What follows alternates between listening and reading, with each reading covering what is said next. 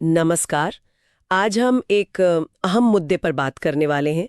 2025 में इज़राइल और ईरान के बीच जो ये तनाव चल रहा है, जो संघर्ष का रूप ले चुका है, उसे थोड़ा गहराई से समझने की कोशिश करेंगे। हमारे पास कुछ रिपोर्ट्स हैं, कुछ स्रोत हैं जो इस काफ़ी उलझी हुई कहानी के अलग-अलग पहलू सामने ला रहे हैं। मतलब ये सब कैसे शुरू हुआ, फिर क्या-क्या हुआ, कौन-कौन इसमें शामिल है, असल वजह क्या है और शायद सबसे ज़रूरी कि आगे क्या हो सकता है। तो कोशिश यही रहेगी कि इन स्रोतों से जो ज़रूरी बातें हैं उन्हें निकालें और समझें कि आखिर चल क्या रहा है। चलिए शुरू करते हैं। तो रिपोर्ट्स के मुताबिक लगता है कि ये मामला 2025 की शुरुआत में ज़्यादा गरमाया जब इज़राइल ने सीरिया में ईरान समर्थित एक ठिकाने पर हवाई हमला किया था। हाँ, बिल्कुल। उस हमले में कुछ महत्वपूर्ण ईरानी कमांडर मारे गए थे और वहीं से चीजें तेजी से बिगड़ी। अच्छा। फिर ईरान ने भी जवाब दिया, पीछे नहीं हटा वो। ड्रोन और मिसाइल हमले किए इजराइल पर।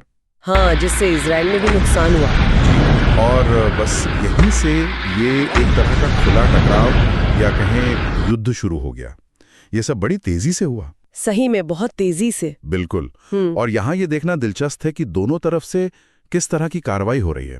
ये सिर्फ आमने सामने की गोलीबारी नहीं है। इजराइल ने उदाहरण के लिए तेहरान के पास ड्रोन हमले किए, फिर सीरिया और लेबनान में जो ईरान से जुड़े ठिकाने हैं उन्हें निशाना बनाया। अच्छा, प्रॉक्सी ठिकानों पर भी हमले हुए। हाँ, और सिर्फ इतना ही नहीं, साइबर हमले भी किए। कोशिश ये भी कि ईरान का जो रडार सिस्टम है उसे बेकार कर दिया जाए, उनकी नजर को कमजोर करना। समझ गए। तो ये मल्टी लेवल लड़ाई है, सैन्य भी, तकनीकी भी और प्रॉक्सी भी। बिल्कुल सही। और दूसरी तरफ ईरान ने भी पूरा जोर लगाया है। तेल अवीव, हैफा जैसे इजराइल के बड़े शहरों पर मिसाइलें दागी। और फिर जैसा आपने प्रॉक्सी की बात की, ईरान ने अपने साथियों का भी इस्तेमाल किया। जैसे लेबनान में हिजबुल्लाह है, जो काफी ताकतवर संगठन है और ईरान का करीबी है। हाँ, हिजबुल्लाह का नाम तो अक्सर आता है। और यमन में हौथी विद्रोही, वो भी ईरान के समर्थक माने जाते हैं। इनके जरिए भी इजराइल पर दबाव बनाया गया। यहां तक कि लाल सागर में जो इजरायली जहाज थे उन्हें भी निशाना बनाया गया। बाप रे, तो ये तो कई मोर्चों पर फैल गया है। हाँ, साफ है कि ये लड़ाई कई मोर्चों पर अलग अलग तरीकों से लड़ी जा रही है। लेकिन ये सिर्फ इजराइल और ईरान तक ही तो सीमित नहीं है ना, इसमें तो और भी देश शामिल हो गए लगते हैं। अमेरिका का क्या रुख है? अमेरिका तो देखिए खुलकर इजराइल के साथ है, उसे सैन्य मदद, हथियार सब दे रहा है। और रूस का रुख थोड़ा अभी साफ नहीं है। वो फिलहाल तो तटस्थ जैसा दिख रहा है, लेकिन संभावना है कि वो ईरान की तरफ झुक सकता है। अच्छा, और खाड़ी देश सऊदी अरब, यूएई? वो नहीं चाहते कि ये लड़ाई और फैले। उन्हें डर है कि आग उनके घर तक पहुंच सकती है, लेकिन वो ईरान के बढ़ते असर के सख्त खिलाफ हैं। तो वो एक तरह से इजराइल के पक्ष में हुए परोक्ष रूप से? हाँ, कह सकते हैं। और जैसा मैंने पहले कहा, लेबनान का हिजबुल्लाह और यमन के हूथी तो सीधे सीधे ईरान की तरफ से इस लड़ाई में शामिल हैं। तो ये पूरा एक उलझा हुआ जाल बन गया है। ये तो वाकई बहुत उलझ गया है। लेकिन इसकी जड़ें कहाँ हैं? ये अचानक तो नहीं भड़का होगा, इसके पीछे कुछ पुरानी वजहें भी होंगी। नहीं, बिल्कुल नहीं, ये अचानक नहीं हुआ। अगर हम थोड़ा पीछे जाकर देखें तो कई गहरी और पुरानी वजह हैं। एक तो है धर्म और विचारधारा का टकराव। यहूदी बनाम शिया इस्लाम। हाँ, मोटे तौर पे इजराइल एक यहूदी राष्ट्र है और ईरान एक शिया इस्लामिक गणराज्य। इनकी विश्व दृष्टि और लक्ष्य अलग अलग हैं। दूसरा बड़ा कारण है भू राजनीतिक महत्वाकांक्षाएं। ईरान का एक लक्ष्य है जिसे शिया क्रिसेंट कहते हैं, ईरान से लेके इराक, सीरिया होते हुए लेबनान तक अपना प्रभाव बढ़ाना। अच्छा, एक प्रभाव क्षेत्र बनाना। जी। और इजराइल इसे अपने लिए एक बड़े खतरे के तौर पर देखता है। उसे लगता है कि वो दुश्मन ताकतों से घिर जाएगा। तीसरा कारण है, जाहिर है, मध्य पूर्व में अपना दबदबा कायम करने की होड़।